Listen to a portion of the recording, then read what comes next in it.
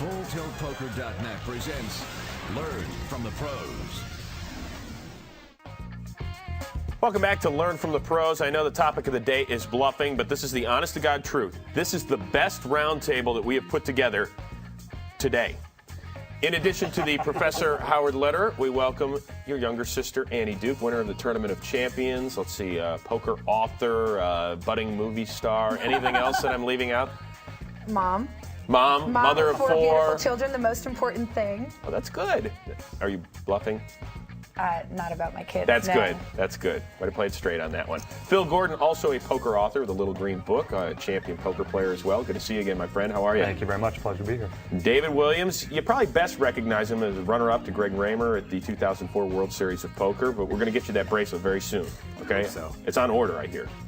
Nice. Thanks for joining us. Finally, Gavin Smith, who won an event on the World Poker Tour. Good to see you again, buddy. How are you, all right? I'm doing great, thanks. All right, this is one of those fun topics. Let's enjoy this one. Bluffing, the art of the bluff. What are we doing out there? What are the keys, Phil Gordon? Well, one thing to consider is a bluff should be very well timed. When I'm bluffing, I'm going to make sure, particularly if it's a big bluff, that my hand can't win unless I make that bluff. I'm very unlikely to bluff with the best hand. You know what I mean? I just think that's a really, really poor play. When you're bluffing with the best hand, it's not a bluff.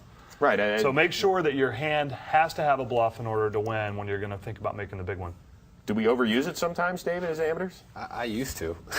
You did? I'm done bluffing. I'm done. I'm through with that. when I had some success early on, I think I was too ripe, too new to, I didn't really have the testosterone or whatever you want to call it. I don't want to use the other word, but you know what I'm thinking. I didn't have it to bluff, so I just kind of played straight up and let people make mistakes, which I think is where the key in poker is letting other people make mistakes.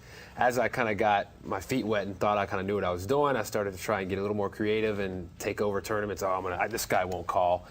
And then my results suffered, and after a while of thinking about it lately, I was like, I'm just done with the big bluffs. I mean, I might make a small one here and there on a small pot where it's not much of a risk, and it seems like, they probably can't have a hand. But when it's a big pot, I've decided I'm done with that for a while. My results have gotten better lately. Well, how do you become a better bluffer? I mean, do you sit and look at the mirror and say, make sure my ears aren't turning red? You know what? I think there's a couple things that you can do. In terms of the way that you hold your body, I think that one mistake that a lot of people make is they try to send false signals. So they have some idea of what people do when they have a big hand, and they'll try to act that way when they have a bluff. And the thing is that those voluntary actions that you do are so different than the involuntary things you do when you actually have it just gives you a pattern, and it's so easy to read. We call it Hollywooding, actually.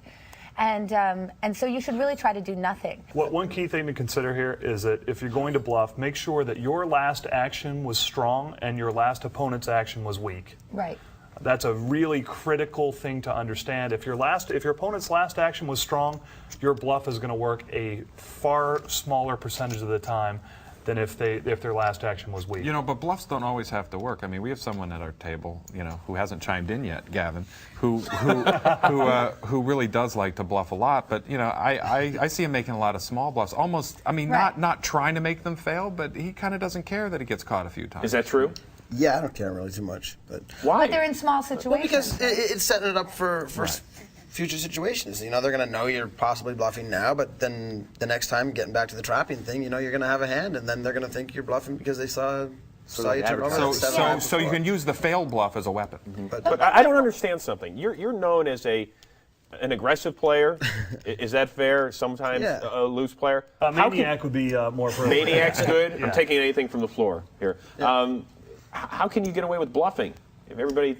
Well, because nobody ever flops anything in Hold'em, right? So even if they know you're bluffing, most of the time they can't do anything about it anyway. Yeah, you're only going to flop a pair 32.4% of the time. I mean, it's 2 out of 3 times you miss the flop completely when you're unpaired before the flop. I want to get to the psychological side of this. And what is it like the first time you pull off a good-sized bluff against, some legend out there in the poker world, whether it's a Howard Lederer or somebody else? I was shaking the first time it happened. I was just like, ah. That's right. I remember very clearly I had Johnny Chan on my right, and he was raising a lot of pots. He came in, raised, I re-raised him.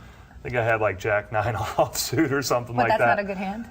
Yeah, well, for Gavin, it'd be Gavin. That's a great hand. Better than my average. Better than his average hand. And I had to fire 3 bullets at this pot, 3 bullets against Johnny Chan, and when it worked, I Want to make a phone call? yeah. Believe me, I got up and had to change my pants. I mean, it was. Nice. Hey, gang, great stuff. Really, we appreciate the time. Thank you very much.